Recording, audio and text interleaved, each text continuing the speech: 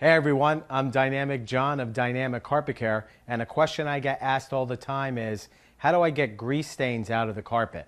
Well, the woman of the house asked me, her husband came home and got grease on his shoe and got it on the carpet. What do I do? Well, I'm going to show you a home remedy for that. What you need is some dish detergent and a spray bottle. You take the dish detergent, put a couple of drops in the bottle, mix the rest up with hot water, shake it up gently until you see that the suds are in there.